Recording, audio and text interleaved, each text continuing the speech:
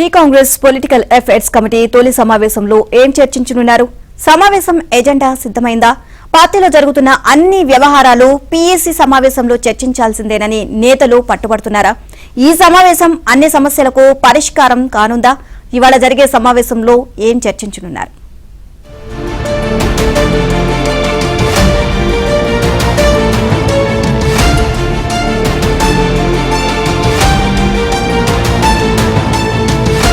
తెలంగాణ కాంగ్రెస్ పార్టీలో ఇటీవల నియామకమైన political affairs committee సమావేశం కానుంది.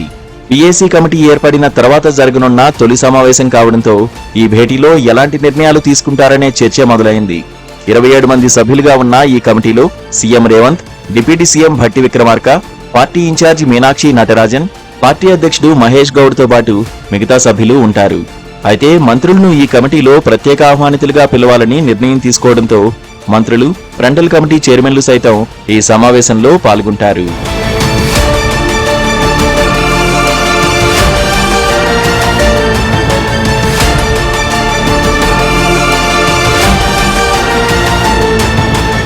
రానున్న స్థానిక సంస్థల ఎన్నికల నేపథ్యంలోనే ఈ పీఏసీ సమావేశం జరుగుతుందని హస్తం నేతలు చెబుతున్నారు.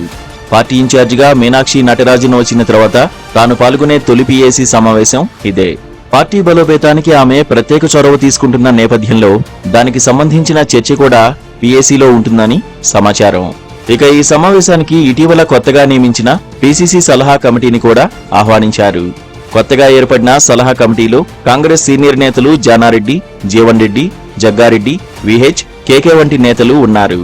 తెలంగాణలో జరుగుతున్న కీలక అంశాలపై, ముఖ్యంగా ఆపరేషన్ కగార్, మావోయిస్టులతో చర్చలు, తెలంగాణలో నిరసనకారుల పట్ల పోలీసుల అత్యుత్సాహం తదితర అంశాలపై కాంగ్రెస్ పార్టీ, కాంగ్రెస్ ప్రభుత్వం ఎలా వ్యవహరించాలనే అంశం కూడా ఈ సమావేశంలో చర్చిస్తారని తెలుస్తోంది.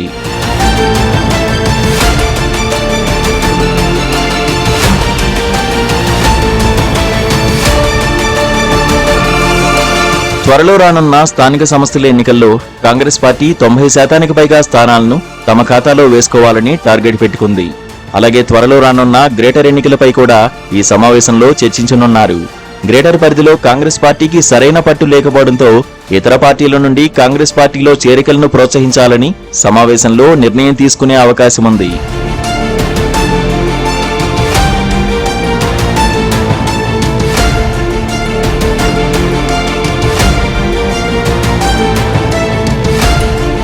ఇక జూబ్లీహిల్స్ ఉప ఎన్నికపై కూడా పీఏసీ సమావేశంలో ప్రత్యేక చర్చ చేయనున్నారు.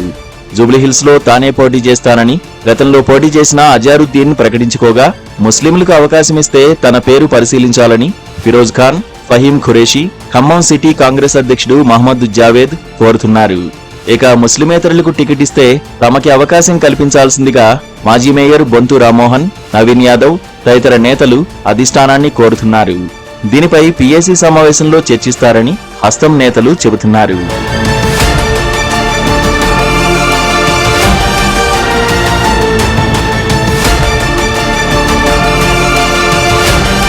పార్టీలో, ప్రభుత్వంలో ఉన్న అన్ని ఇబ్బందులను పొలిటికల్ అఫైర్స్ కమిటీలో చర్చించాలని పార్టీ ఇన్ఛార్జి మీనాక్షి కోరుతున్నారట. ఇప్పటికే ఎజెండా ఖరారు చేసినా అప్పటికప్పుడు ఏదైనా ప్రధానాంశాలపై చర్చించాలని సభ్యులు కోరినా అనుమతిస్తామని పార్టీ ఇన్ఛార్జి మీనాక్షి చెప్పినట్లు సమాచారం.